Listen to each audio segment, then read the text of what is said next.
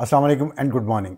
आज अक्टूबर की 30 तारीख और आज के व्लॉग में हम बात करेंगे कुछ इश्यूज़ पे और उसमें पाकिस्तान का वफ़द जो इस्तांबुल गया हुआ था अफ़गानिस्तान के साथ मुज़ाकरात के लिए, वो वापस क्यों नहीं आ रहा, इस पे बात करेंगे। और ट्रंप ने मोदी को किलर क्यों कहा, ये भी आपको बताएंगे कि जनूबी कोरिया में ट्रंप क्यों बार बार पाकिस्तान और इंडिया का जिक्र कर रहे हैं।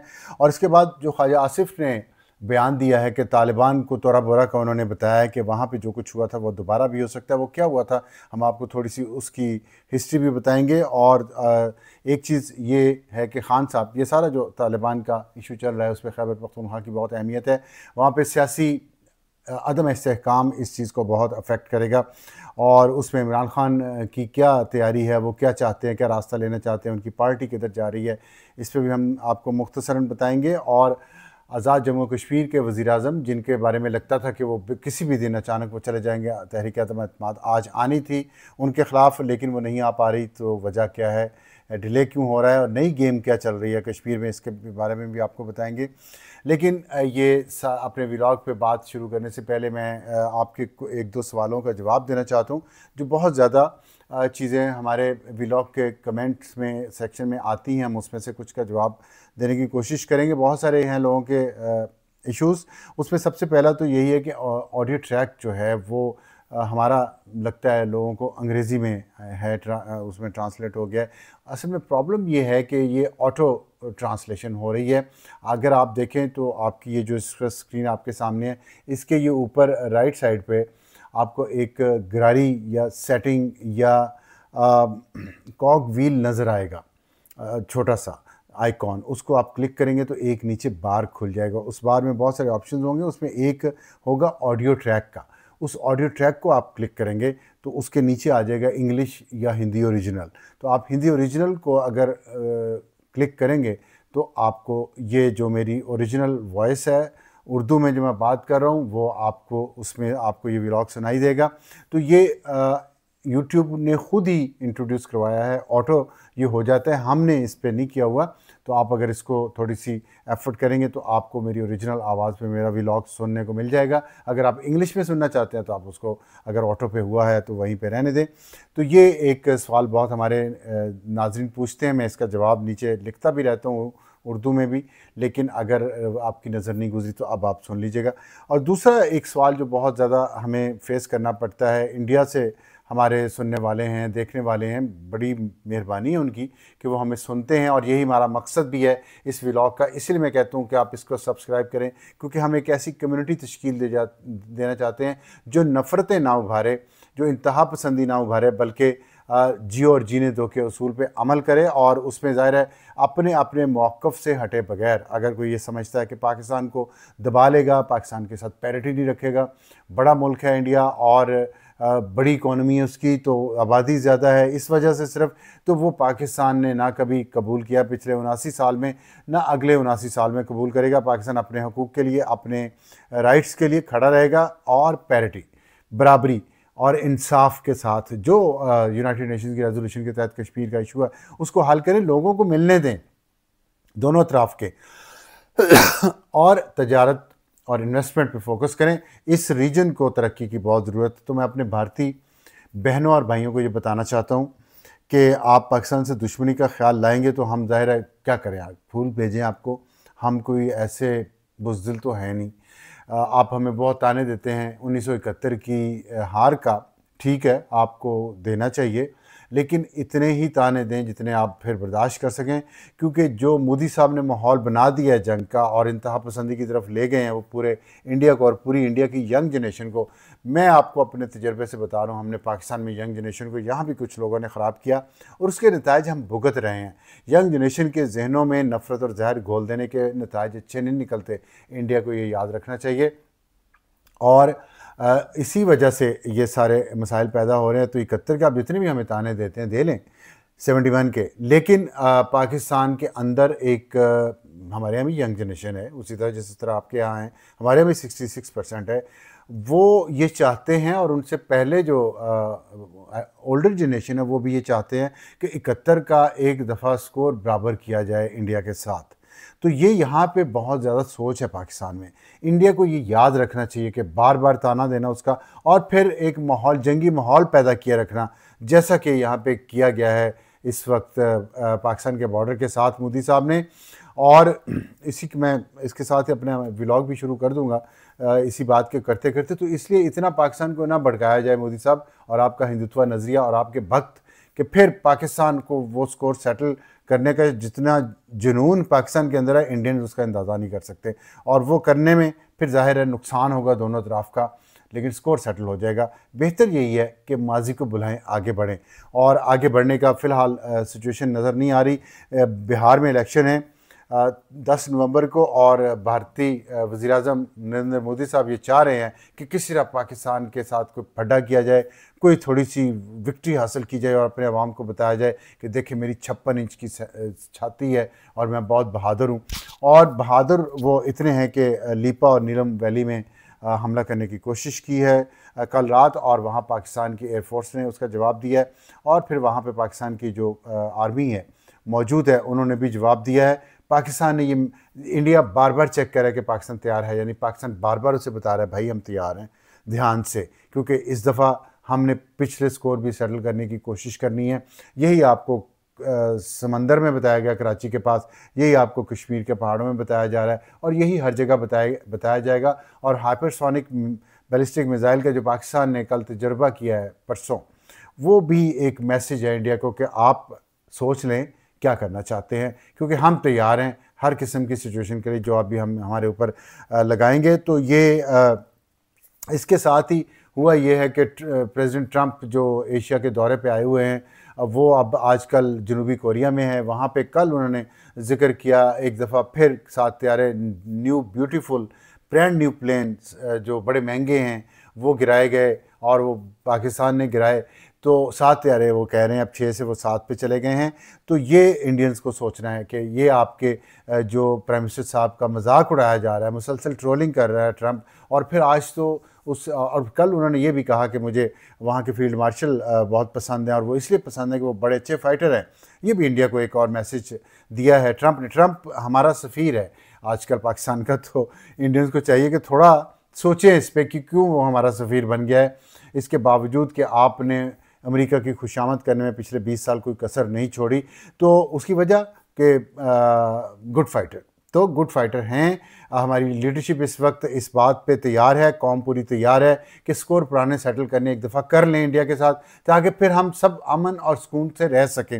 रोज़ाना जंगी माहौल बनाते हैं बॉर्डर्स पे, जिसका कोई फ़ायदा दोनों तरफ को नहीं हो रहा। तो वो उन्होंने वहाँ पे कल ये कहा कि फील्ड मार्शल बहुत अच्छे फाइटर हैं, मैं उनको बहुत पसंद करता हूँ, प्राइम मिनिस्टर बहुत ग्रेट हैं पाकिस्तान के शहबाज शरीफ, और फिर साथ तैयारे गिराने की बात की। आज उन्होंने एक नया शोशा छोड़ दिया जनूबी कोरिया में, आज से मुराद है कल जो गुजर गई है वहाँ पे साउथ कोरिया में। तो उन्होंने वहाँ पे ये कहा कि ट्रंप ने, उन्होंने कहा कि मोदी किलर है, और किलर उन्होंने इस सेंस में कहा कि वो बड़े सख्त हैं, और कहते हैं कि वो पहले तो मैं उनको बाप जैसे समझता था उनकी बातचीत के अंदाज से, लेकिन जब जंग हो रही थी दोनों ममालिक के दरमियान और होने वाली थी, तो मैंने जब उनसे बात की तो मुझे लगा वो किलर हैं, बहुत सख्त मौक़िफ़ है उनका।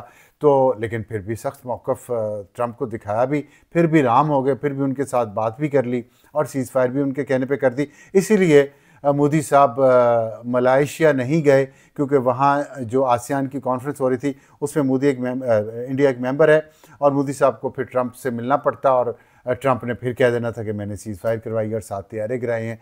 ये मोदी साहब के लिए बहुत शर्मिंदगी होती उस वक्त जब बिहार में इलेक्शन हो रहे हैं, और उस पर राहुल गांधी ने सख्त तनकीद का निशाना बनाया हुआ है आजकल मोदी साहब को, और ये कह रहे हैं और दूसरे अपोजिशन लीडर भी कि मोदी साहब जवाब क्यों नहीं दे रहे ट्रंप के इन बयानात का। वो बार बार आपको बता रहे हैं आप क्यों नहीं बोलते, आप बल्कि भाग गए हैं मलेशिया जाने से, उनसे मिलने से कतरा रहे हैं। तो ये एक सिचुएशन इंडिया में डेवलप हो रही है। बॉर्डर पे सिचुएशन टेंस है।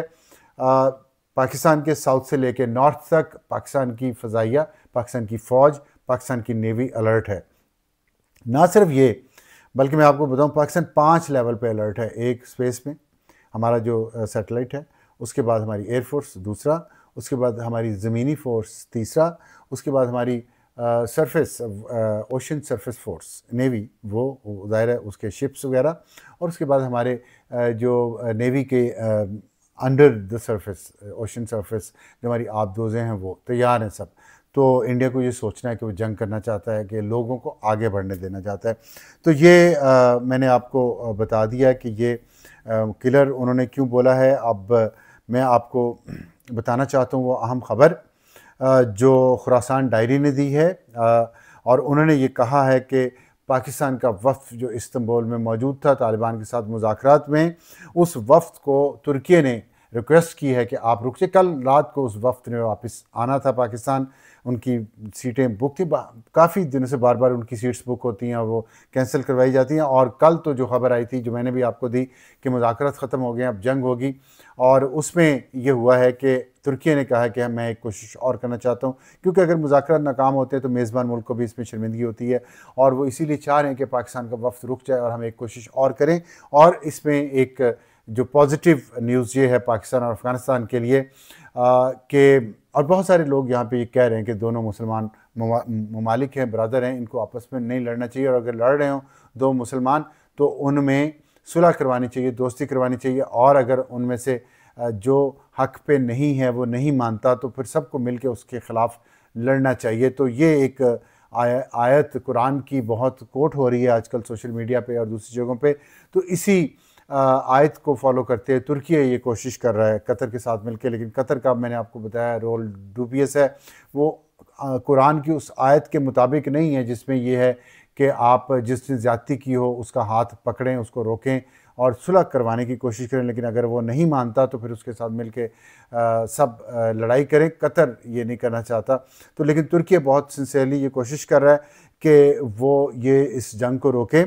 और इसमें मैंने आपको कल ये भी बताया था कि 7 हमले हुए हैं पाकिस्तान के ऊपर ख़वारिज की तरफ से, इन दहशत गर्दों की तरफ से, जिस वक्त से जंग बंदी हुई है। इसके बावजूद कि पाकिस्तान ने डिक्लेयर किया था कि हम अफ़गानिस्तान के अंदर घुस के मारेंगे अगर पाकिस्तान में कोई दहशतगर्दी का हमला हुआ, लेकिन पाकिस्तान ने उसका जवाब नहीं दिया, क्योंकि पाकिस्तान सीज़ फायर को बचाना चाहता था। और आपको ये बताऊं कि कल जो गुजरी है, कल फिर एक हमला हुआ है, और उसमें कुरम एजेंसी में, जिसमें पाकिस्तान की फ़ौज के कैप्टन नुमान सलीम और 5 दूसरे उनके साथ फ़ौजी जवान वो शहीद हुए हैं। और ये दहशतगर्दों ने हमला किया है, टीटीपी ने किया है, और उनके साथ लोग भी मार दिए गए।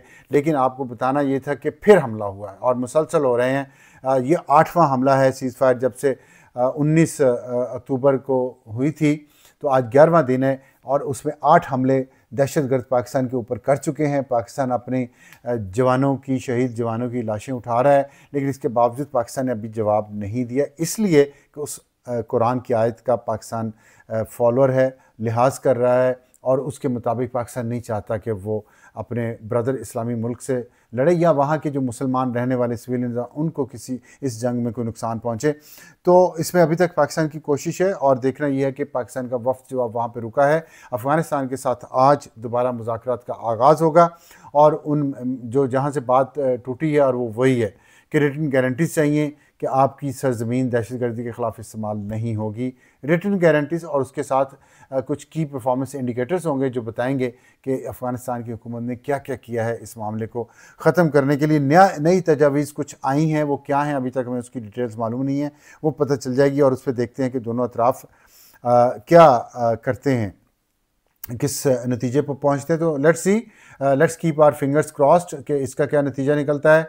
और इस दौरान लगता यही है कि दहशतगर्द अपने हमले बंद नहीं करेंगे, जिससे मैंने कल आपको बताया, और फिर वो ये भी धमकियाँ दे रहे हैं कि इस्लामाबाद पे हमला करेंगे, जिसके जवाब में ख्वाजा आसिफ जो पाकिस्तान के वज़ीर दिफ़ा हैं, उन्होंने कहा कि अगर वो इस्लामाबाद की तरफ हम वो आँखें निकाल देंगे जो इस्लामाबाद की तरफ उठेंगी, तो उसकी, और साथ उन्होंने तोरा बोरा की एग्ज़ाम्पल दिए। तोरा बोरा पाकिस्तान के जो सूबा खैबर पख्तूनख्वा है उसके बिल्कुल दूसरी तरफ एक पहाड़ों का एक सिलसिला है, उसका नाम है। उन पहाड़ों के अंदर एक केव नेटवर्क पूरा बना है, जो CIA और ISI ने मिल के बनाया था 80 की दिहाई में, जब उस वक्त के मुजाहिदीन रूसी फ़ौजों के ख़िलाफ़ जंग लड़ रहे थे, जिहाद कर रहे थे, और जिसमें CIA, ISI और पाकिस्तान के साथ दूसरे इस्लामी ममालिक, सऊदी अरब है, उसमें UAE है, ये तमाम ममालिक शामिल थे, और इन्होंने इनको सपोर्ट किया, जिसमें अरब ममालिक से भी जिहादी ला के यहाँ पे अफ़गानिस्तान में पाकिस्तान में बसाए गए। उनको कहा गया ये जिहाद है, यूएसएसआर के ख़िलाफ़ लड़ाई करना, क्योंकि वो गॉडलेस एम्पायर है, वो खुदा को नहीं मानते, दहरिए हैं, इसलिए उनके ख़िलाफ़ लड़ना जिहाद है। और हम क्रिश्चियन भी ज़ाहिर खुदा को मानते हैं, मुसलमान भी अल्लाह को मानते हैं, तो मिल के जिहाद फिर किया गया। तो लेकिन वो जिहाद के उस वक्त भी लोग कहते थे कि ये हमारे ख़िलाफ़ आएगा, और वो हुआ। तो उस वक्त खैर मैं बात बदल जाएगी। उस वक्त तोरा बोरा में एक CIA और ISA ने मिल के एक केव का नेटवर्क बनाया पहाड़ों के अंदर बहुत डीप। और वो नेटवर्क इसलिए था कि रूसी तैयारे जब बमबारी करते थे तो वो जो लड़ने वाले फाइटर्स थे उस वक्त अफ़गानिस्तान के, वो उनके अंदर पनाह लेते थे। उनके अंदर बहुत एलेबोरेट सिस्टम था, पूरी रहाइश गाहें बनी हुई थी अंदर। तो वो फिर जब रूसी चले गए तो वो खाली करके शहरों में चले गए। ये मुजाहिदीन, इनकी हुकूमत बन गई, जिन्होंने खाना काबा में जाके मुआहिदा किया एक दूसरे के खिलाफ नहीं लड़ेंगे, अमन लाएंगे अफ़गानिस्तान में और वहाँ की आवाम की खुशहाली के लिए काम करेंगे। लेकिन वो मुआहिदा खाना काबा में बैठ के भी तोड़ दिया गया। और फिर उसके बाद दोबारा जंग शुरू हुई, फिर दहशत गर्दी हुई, 9/11 हुआ अमेरिका में, और उसामा बिन लादेन उसका ज़िम्मेदार था। ये जो तोरा बोरा में जो गारों का नेटवर्क था, वहाँ उसामा बिन लादेन और उनके साथी और बहुत सारे दूसरे अरब और अफ्रीकन ममालिक से, पूरी दुनिया से मुसलमान जंगजुओं को ला के बसाया गया था। तो वहाँ से जब अमेरिका ने फिर हमला किया अफ़गानिस्तान पे और तमाम शहर खाली हो गए और भागना शुरू किया अल-कायदा ने और तालिबान ने, तो उसामा बिन लादेन को ज़ाहिर है तलाश कर रही थी अमेरिकी हुकूमत। उसने ज़िम्मेदारी ली थी वर्ल्ड ट्रेड सेंटर को गिराने की। तो वो तोरा बोरा के इन गारों में आके छुप गए या उन्होंने पनाह ली, और उनके पीछे पीछे CIA के एजेंट्स अफ़गान जासूसों के साथ मिल के उनको तलाश करते वहाँ तक पहुँच गए। उन्हें पता चल गया ये तोरा बोरा में हैं, और फिर उन्होंने उस के ख़िलाफ़ कार्रवाई शुरू की। अब यहाँ पे एक झगड़ा अमेरिका का अंदरूनी था। उसमें CIA फौरी तौर पे चाह रही थी कि अमेरिकी फ़ौज ऑन द ग्राउंड आ जाए, ट्रूप्स, अमेरिकी फ़ौज के ट्रूप्स, और वो उनके साथ मिल के वहाँ ग्राउंड ऑपरेशन भी करें, साथ एयरफोर्स जो है अमेरिकी एयरफोर्स वो बमबारी भी करे। तो ये CIA ने घेरा हुआ था उस वक्त उसामा बिन लादेन को तोरा बोरा के पहाड़ों में। लेकिन जो अपने अंदर इख्तलाफात थे अमेरिका के, उनके डिफेंस डिपार्टमेंट में और CIA के, उस वजह से उनके ग्राउंड ट्रूप्स टाइम पे नहीं पहुंचे, उनकी एयरफोर्स ने टाइम पे बमबारी नहीं शुरू की, जिसकी वजह से उसामा बिन लादेन को वहाँ से फ़रार होने का मौका मिल गया। और जब फिर अमेरिकी बमबारी शुरू हुई तो बहुत शदीद बमबारी हुई, तमाम वो नेटवर्क तकरीबन तबाह कर दिया गया गारों का जो था। और फिर अमेरिकी फ़ौज भी वहाँ पे पहुँची, उन्होंने सब जगहों की तलाश किया, लेकिन उसामा बिन लादेन उससे पहले वहाँ से फ़रार हो चुके थे। और फिर ज़ाहिर है वो कुछ सालों बाद पाकिस्तान से में मारे गए अमेरिकी ऑपरेशन में। तो उसमें तोरा बोरा के बाद फिर वहाँ जो तालिबान का ठिकाना भी, तालिबान भी वहाँ थे, लीडरशिप वो भी वहाँ से भागी, फ़रार हुई, वो भी पाकिस्तान आए। तो पाकिस्तान सेफ़ हेवन बना इन दहशत गर्दों के लिए। तो ख्वाजा आसिफ साहब उसको रेफ़र कर रहे थे कि जब आपका तोरा बोरा वहाँ पे हुआ तालिबान का और अलकायदा का, तो सेफ़ हेवन पाकिस्तानी बनी। अब वो पाकिस्तान सेफ़ हेवन नहीं होगा जब आपका दोबारा तोरा बोरा बनाया जाएगा। तो ये एक उन्होंने बात किया, इस पर लोगों को एतराज़ भी है, बहुत सारे लोगों को, कि ये नहीं की जानी चाहिए ऐसी गुफ्तगू। और उसी के बाद ये आयत कुरान की कोट की गई है कि मुसलमान आपस में दो झगड़ा करें तो उनकी सुलह करवाएं। तो जिसके बाद तुर्की फिर सरगर्म हुआ है, क्योंकि पाकिस्तान ने बहुत वाज़ेह तौर पर डिफेंस मिनिस्टर की बाकायदा ये बयान भी आया, फिर उन्होंने सोशल मीडिया पर दिया, अंग्रेज़ी में भी उर्दू में भी, जो पाकिस्तान की पॉलिसी समझी गई और जिसमें यह था कि अब अफ़गानिस्तान के साथ हम दो दो हाथ करेंगे। तो तुर्की दोबारा एक्टिवेट हुआ, जिसको खुरासान डायरी ने ये रिपोर्ट किया है, अभी कुछ ही 1 घंटा पहले ये रिपोर्ट किया है उन्होंने। तो अब देखते हैं कि क्या बनता है वहाँ पे तुर्की में। आपको अपडेट हम इस पर रखेंगे। तो ये है आज के सारे व्लॉग का जो मेरे टॉपिक्स थे। और आखिर वाला जो टॉपिक है वो आज़ाद जम्मू कश्मीर के वज़ीर-ए-आज़म के बारे में मैंने मुख्तसरन आपको बता दूँ कि एक UAE फैक्टर है तालिबान के साथ, मेरा ख्याल है वो उस पर कल बात करूँगा, क्योंकि उस पर हमारे कमेंट्स में भी लोगों ने कहा कि UAE का आपको नहीं पता कि वो क्या कर रहा है। मुझे अंदाज़ा है हक्कानी नेटवर्क के साथ उनका बहुत ताल्लुक़ है, और वो चाहते हैं कि हक्कानी नेटवर्क, जिनका ज़ाहिर है पख्तिया, लोया पख्तिया में जिसका हिस्सा पख्तिका है और खोस्त है, खुरासान गज़नी है, नंगरहार है, और पाकिस्तान का वज़ीरिस्तान भी है, तो वो उसके हिस्से हैं। और उसमें इनका बहुत असर और रसूख है हक्कानी ग्रुप का, और उसको UAE की बहुत सपोर्ट है। और जलालुद्दीन हक्कानी जो इनके वालिद थे, उनकी एक शादी UAE में भी हुई है, तो इसलिए इनके नेटवर्क्स वहाँ पे बहुत ज़्यादा वसी हैं, इनको उन्होंने डिफेंड भी किया। और इसी दौरान यूएई के आर्मी चीफ का दौरा भी 28-29 अक्टूबर को इंडिया का हुआ है, और उसमें पाकिस्तान उसको भी गौर से देख रहा है कि ये क्या हो रहा है। तो खैर ये बात हम किसी और व्लॉग में कर लेंगे। तो आज़ाद जम्मू कश्मीर के वज़ीर-ए-आज़म जिनके बारे में था कि आज अदम एतमाद उनके खिलाफ फाइल हो जाएगी, वहाँ पे इख्तिलाफ़ात पड़ गए हैं पाकिस्तान पीपल्स पार्टी के अंदर भी और पाकिस्तान पीपल्स पार्टी और नून लीग के दरमियान भी। तो इससे लगता ये है कि आज़ाद जम्मू और कश्मीर, लगता ये है, इस पर मैं कंफर्म नहीं हूँ, क्योंकि जो कुव्वतें हैं पाकिस्तान के अंदर, बहुत सारे पावर सेंटर्स हैं, वो लड़ते हैं, और ज़ाहिर है सियासी मामलात में अमल दखल है, तो उस वजह से इतना अदम इस्तेहकाम पाकिस्तान में इसी वजह से है कि हमारे ज़ाती और ग्रोही मफादात कौमी मफादात से ऊपर आ जाते हैं। तो अब वो चल रही है कश्मीर में कशमकश भी, क्योंकि अब एक व्यू ये भी है कि क्या इन हालात में अगर वज़ीर-ए-आज़म को तब्दील किया गया और पाकिस्तान पीपल्स पार्टी आई, तो उस पर उंगलियाँ पहले ही उठना शुरू हो गई हैं कि पाकिस्तान पीपल्स पार्टी तो 8-9 महीने के लिए इक़्तिदार में आना ही इसलिए चाहती है कि वो माल बनाए वहाँ पर, और क्योंकि फ़ंड्स तो वफाकी हुकूमत ने रिलीज़ कर दिए, ऑलरेडी कर दिए हैं। मौजूदा जो वज़ीर-ए-आज़म हैं चौधरी अनवारुल हक, उन्होंने कुछ प्रोजेक्ट्स डिले थे, तो वो उनके लिए फ़ंड्स रिलीज़ किए ताकि वो करें। तो इस एक एक्ट से लगता है कि शायद वफाकी हुकूमत जो नून लीग की है वो पूरी तरह ऑन बोर्ड नहीं है। इख्तिलाफ़ात हैं पाकिस्तान पीपल्स पार्टी और नून लीग के दरमियान, क्योंकि नून लीग जो आज़ाद कश्मीर की है वो नहीं चाहते कि पीपल्स पार्टी के साथ वो पावर शेयरिंग करें, इक़्तिदार में आएँ। क्यों? इसकी वजह वो ये बताते हैं, ऑफ द रिकॉर्ड, पब्लिकली कोई ये बात नहीं कर रहा, ऑफ द रिकॉर्ड ही सब कर रहे हैं कि पाकिस्तान पीपल्स पार्टी ने माल बनाना है वहाँ पे कश्मीर में इन 8-9 महीनों में, और फिर उस फंड को इस्तेमाल किया जाएगा अगले इलेक्शंस में जो कश्मीर में होने वाले हैं। तो इसमें अगर नून लीग भी साथ जाती है तो उन पर भी उंगलियाँ उठती हैं। हालांकि नून लीग के कश्मीर की लीडरशिप भी दूध के धुले हुए नहीं है, कोई भी लीडरशिप दूध की धुली हुई नहीं है, अफसोस इसी बात का है। तो वो ये मसला हो रहा है वहाँ पर, और इसलिए अब तजवीज़ ये आई है कि ये तजवीज़ मैं आपको बताता हूँ, लेकिन पहले ये बता दूँ कि पाकिस्तान पीपल्स पार्टी के अंदर इख्तिलाफ़ात क्या हैं। जो वहाँ के सदर हैं आज़ाद कश्मीर के, जो यासीन साहब हैं, उन पर एतराज़ बैरिस्टर सुल्तान महमूद ने किया है, जो अभी अभी जो सदर हैं आज़ाद कश्मीर के और अभी अभी शामिल हुए हैं पाकिस्तान पीपल्स पार्टी में। ये भी अजीब ही एक गड़बास मचा हुआ है। लोग इस पे एतराज़ कर रहे हैं कि ऐवान सदर पाकिस्तान का जो और सदर पाकिस्तान आसिफ अली जरदारी, उनके वहाँ पे अंडर इजलास हो रहा है, वो बाहर निकल के कह रहे हैं कि ऐवान सदर में ये फैसला हुआ है कि कश्मीर के वज़ीर-ए-आज़म को तब्दील किया जाए। इस बात को कश्मीरियों ने पसंद नहीं किया, क्योंकि वो कहते हैं कि हम अलग रियासत हैं, और पाकिस्तान के सदर जो कि गैर जानिबदार होने चाहिए पाकिस्तान के अंदर भी, वो कश्मीर के वज़ीर-ए-आज़म का फ़ैसला कैसे कर सकते हैं। ये एक मूव जो हो गई है, ये गलत चली गई है, और इसकी वजह से रीथिंक कहीं पे सेट हुआ है, और उसमें ये एक प्रॉब्लम है। बैरिस्टर खालिद सुल्तान महमूद ने यासीन पर एतराज़ किया, क्योंकि उनके मुखालिफ हैं सियासी, और जो यासीन वज़ीर-ए-आज़म हैं, वज़ीर-ए-आज़म के उम्मीदवार हैं पाकिस्तान पीपल्स पार्टी की तरफ से,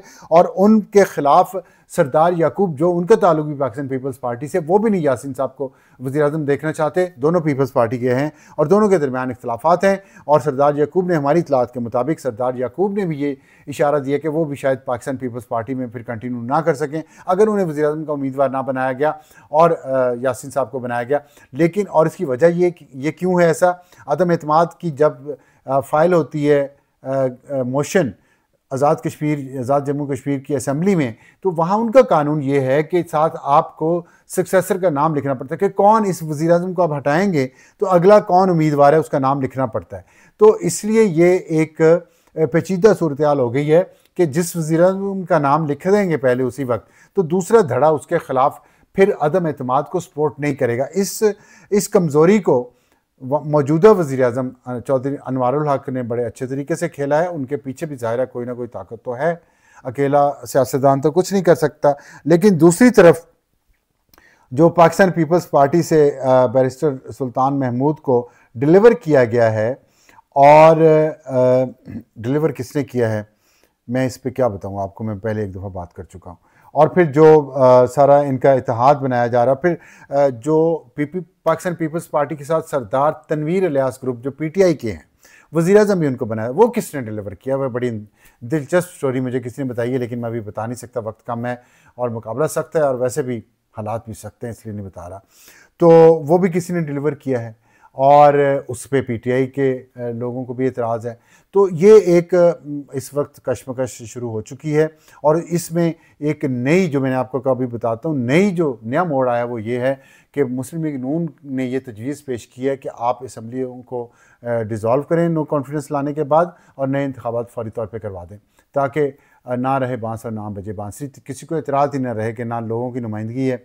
और ये इस तरह की जो पैलेशियल कॉन्स्पिरेसी, जो महलाती साजिशें होती हैं, उससे जान छुड़वा के एक सही रास्ते पे चले जाए। देखते हैं क्या होता है। अभी फ़िलहाल लगता ये है कि कुछ दिनों के लिए आज़ाद जम्मू कश्मीर के वज़ीर-ए-आज़म चौधरी अनवारुल हक नहीं जा रहे, वो रहेंगे अभी कुछ दिनों तक मज़ीद। और उसके बाद क्या होता है देखते हैं कि अगले 1-2 दिनों में जो पाकिस्तान पीपल्स पार्टी ने अपना इजलास दोबारा बुलाया है, उसमें वो क्या फ़ैसला करते हैं, किसको वो कैंडिडेट नामज़द करते हैं और उसको कौन कौन कबूल करता है।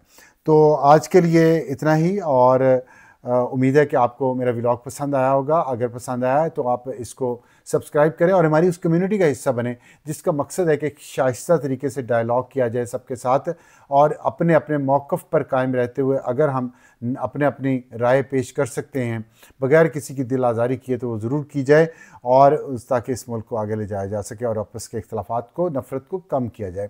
तो इस इख्तलाफात और नफ़रत को कम करने की इस कैंपेन में हमारा साथ दें। आज के लिए इतना ही। खुदा हाफिज़।